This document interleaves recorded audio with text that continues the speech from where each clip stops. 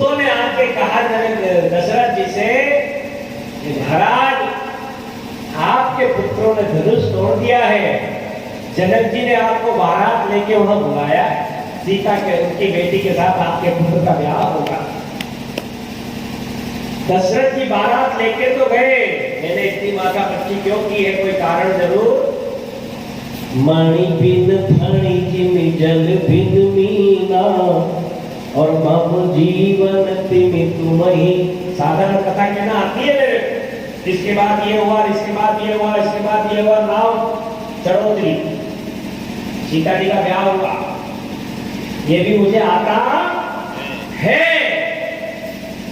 और यह शास्त्र मुझे धिक्कारेगा फिर कि जो हमने लिखा है वो तो तुमने जनता तक पहुंचाया ही नहीं, श्रोताओं की उस प्यास को नहीं बुझाया जो इसमें मेहनत की गई है। सारे 4 वेद, 6 शास्त्र, 18 पुराण, सार अंश सम्मत सब ही की, इसमें सबकी सम्मति है। कहां से कैसे लिखा है, कौन सा प्रसंग लिखा है, एक शब्द में लिख दिया। बता दो, मैं बताऊं, गंगा अवतरण का जो पुराण है, गंगा पुराण कोई छोटा मोटा पुराण नहीं है, पर पूरी गंगा अवतरण की कथा, महाराज भगीरथ के तप की कथा एक शब्द में पूरी हो गई। इसलिए इतना बड़ा है। अगर पूरा सांगोपांग सारे शास्त्रों का कुछ लिखते विस्तार इसमें, तो सब्बल जानते हो, गड्ढा खोदने की चली जानते हो, जिससे गड्ढा खोदा जाता है लोहे की आती है सब्बल, उससे पन्ने उलेटने पड़ते इसके, इतना बड़ा ग्रंथ हो जाता अगर सारा ही लिखते। लेकिन सार, और उसमें भी उस सार का अंश, सार अंश सम्मत सद ही की। और वो सार है कौन सा? भगवान ने पूछा, गुरुदेव गंगा का क्या महत्व है, इसमें स्नान क्यों किया जाता है? तो गादि सुवन सब कथा सुनाई। गादि सुवन, विश्वामित्र जी के अक्षर अलग लिख दिए, सब अलग लिख दिया, कथा अलग लिख दी, लेकिन जेहि प्रकार सुर सभी मही, ये 5 अक्षर ही पूरी गंगा अवतरण की कथा सुना दी। जेहि प्रकार सुर सरी मही आई, एक गंगा पुराण पूरा एक शब्द में लिख दिया। ऐसे ही यहाँ लिखा जा रहा है कि सब सुत मोहि प्राण की नाही, राम देख नहीं बनत। अब खोजो इसको, क्यों है ऐसा? और देह प्राण ते प्रिय कछु नाही, सो प्रभु देहु निमिष एक क्षण में प्राण दे सकता हूं, लेकिन राम देख नहीं बनत। बोलो अच्छे वाला शब्द तो साई नहीं बनता। तो आइए, दशरथ जी बारात लेके गए, ले गए, जनक जी के दूतों ने आके कहा, तो बारात पहुंच गई जनकपुर। ध्यान ये रखना, पहुंच गई, इधर उधर मत हो, बारात का पहुंच गई जनकपुर, पहुंच गई। अब भड़ी मचल रहा है मणि के लिए, और मणि की दृष्टि है फणी के ऊपर।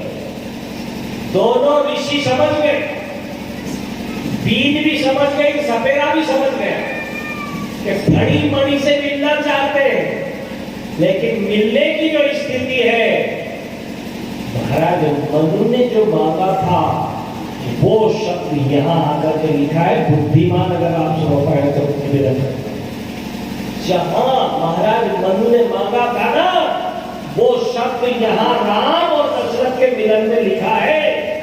पढ़ सको तो पढ़ लेना। वशिष्ठ जी ने देखा कि दशरथ जी राम से मिलना चाहते, उधर विश्वामित्र जी ने देखा कि राम अपने पिता को प्रणाम करना चाहते हैं। दोनों ऋषि बुद्धिमान है।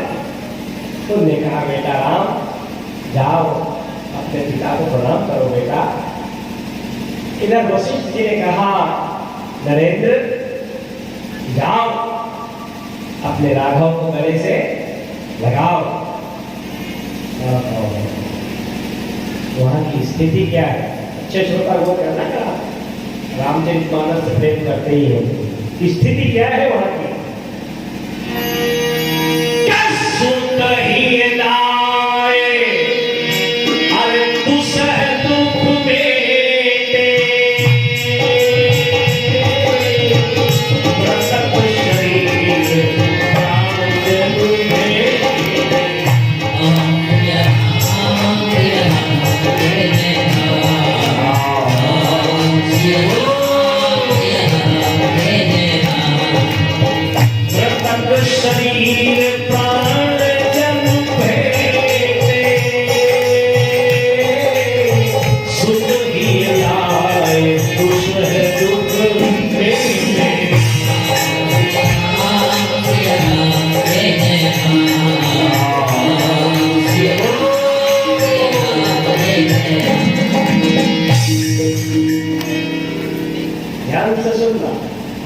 सुत ही लाए, पुत्र को गले से लगाया। तो घटना क्या घटी? मणि और फणी मिल रहे हैं। अब उस मणिधर सर्प को मणि मिल जाए तो जो असहनीय कष्ट फणी को हो रहा था मणि के बिना, वो मणि मिलने के बाद दूर होगा कि नहीं?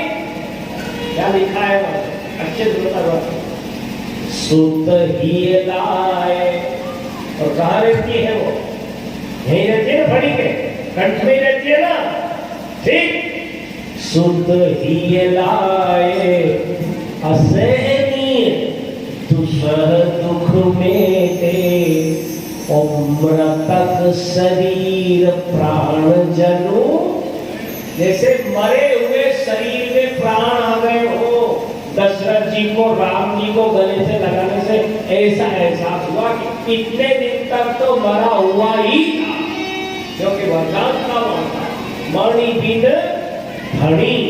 एक वरदान तो भगवान ने यह सिद्ध किया है, और दूसरा वरदान जल बिन मीना।